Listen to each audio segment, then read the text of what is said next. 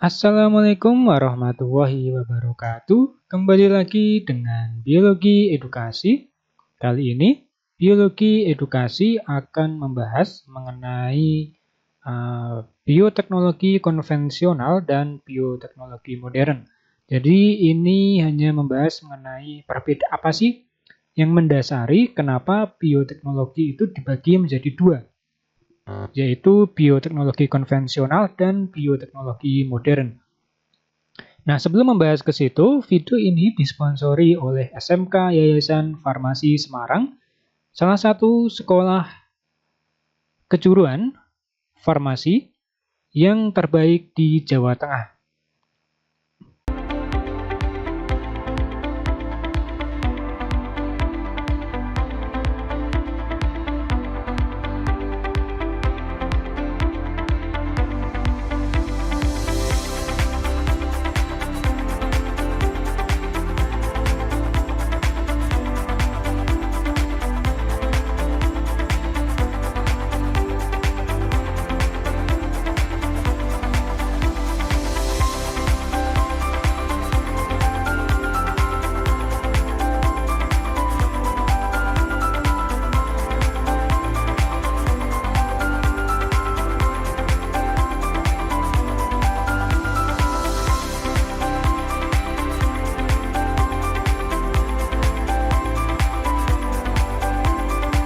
SMK apa?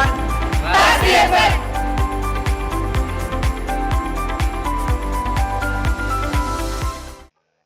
Nah, bioteknologi, pada bioteknologi itu sebelum membahas mengenai ciri-ciri, bioteknologi adalah ilmu, jadi ini adalah ilmu, dinamakan dengan ilmu yang mempelajari pemanfaatan makhluk hidup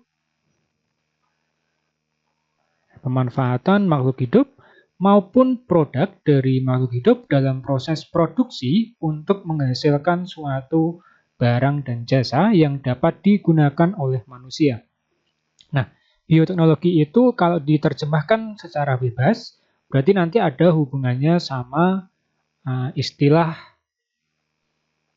saya taruh di sini aja ya, bio, kemudian ada istilah teknologi.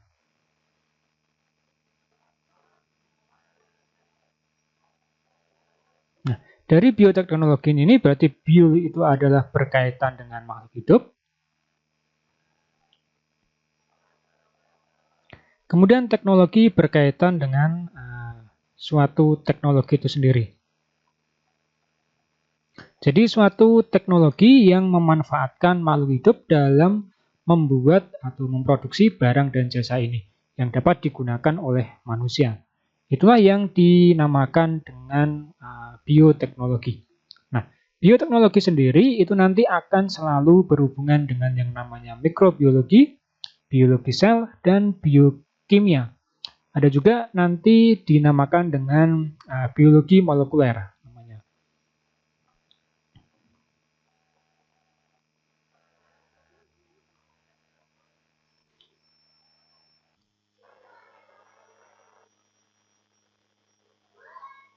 Mikrobiologi ini adalah ilmu yang mempelajari tentang mikroorganisme.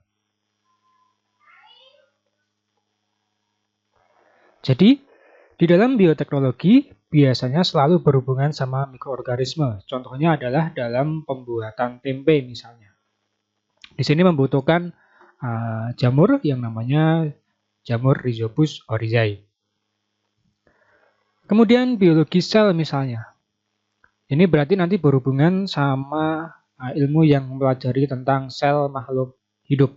Selalu ketika berkaitan sama yang namanya bioteknologi modern, pasti nanti akan melibatkan sel makhluk hidup. Kemudian ada biokimia. Biokimia itu adalah ilmu yang mempelajari tentang kimia yang ada di makhluk hidup. Kemudian ada lagi yang namanya biologi molekuler misalnya.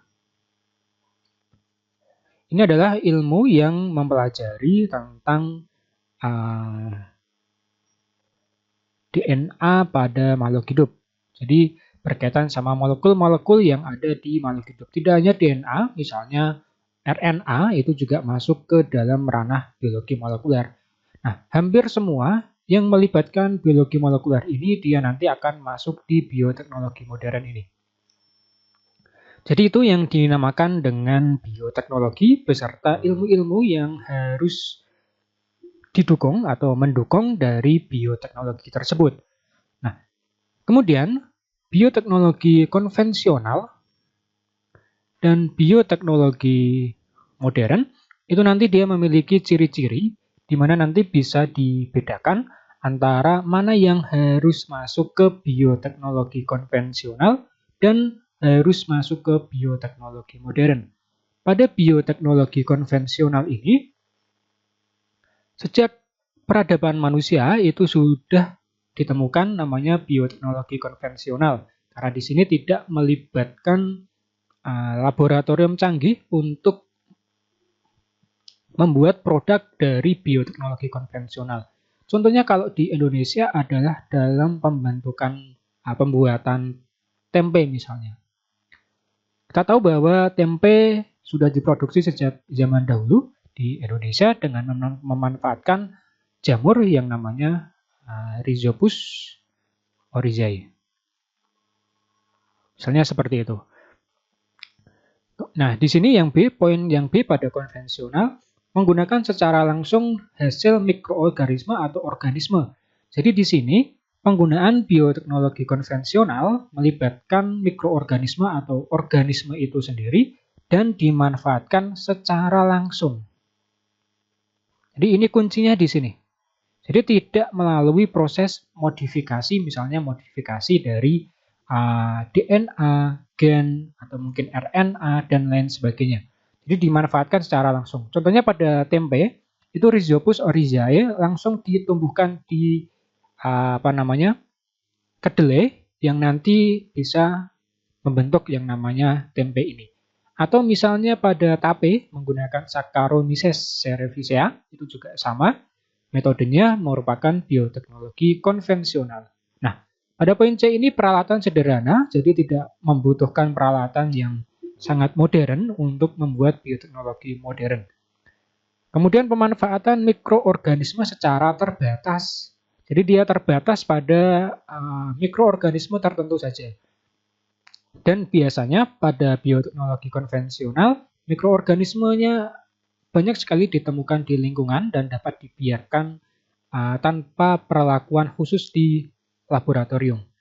Sedangkan pada bioteknologi modern ini muncul pertama kali sejak ditemukan yang namanya DNA ini, yaitu ketika Watson dan Crick, Watson dan Crick ini dia menemukan DNA, sudah saya jelaskan pada video sebelumnya. Mulai dari sini berkembanglah bioteknologi modern itu dan berkembang sangat cepat sekali. Poin kedua, organisme atau mikroorganisme yang digunakan itu dia digunakan untuk meningkatkan kinerja genetik dari makhluk hidup. Jadi dia nanti dapat digunakan untuk memperbaiki sifat dari makhluk hidup. Contohnya yang paling sederhana adalah pemanfaatan pada tanaman semangka tanpa biji. Itu awal mulanya ya sama. Sebetulnya dia semangka yang memiliki biji, kemudian diberi perlakuan khusus sehingga prosesnya menjadi semangka tanpa biji. Atau dalam pembuatan yang namanya hormon insulin ini. Hormon insulin itu garis besarnya dia diproduksi dari yang namanya bakteri. Jadi garis besarnya, bakteri itu nanti dia akan ditanamkan DNA dari yang namanya pankreas. Pankreas itu kalau di manusia salah satunya digunakan untuk memproduksi hormon insulin. Nah, itu kemudian dimasukkan ke dalam bakteri, sehingga nanti bakteri ini dapat memproduksi hormon insulin. Garis besarnya seperti itu. Nah, untuk bisa memproduksi insulin, dia perlu yang namanya peralatan modern di laboratorium khusus yang nantinya dapat digunakan untuk pembuatan hormon insulin. Misalnya seperti itu. Pemanfaatan mikroorganisme ditambah teknologi modern ini. Nah, misalnya tadi hormon insulin ya, seperti itu. Selain produk hormon insulin, misalnya pada domba doli atau cloning, itu juga merupakan produk dari bioteknologi modern. Nah, seperti itu pembahasan mengenai bioteknologi, perbedaan antara bioteknologi konvensional dan bioteknologi modern. Nanti pada pembahasan selanjutnya akan saya bahas mengenai contoh-contoh dari bioteknologi konvensional dan juga contoh-contoh dari bioteknologi modern. Jika ada pertanyaan, silahkan nanti ditanyakan di kolom komentar ya. Sampai jumpa pada materi-materi berikutnya di Biologi Edukasi. Wassalamualaikum warahmatullahi wabarakatuh.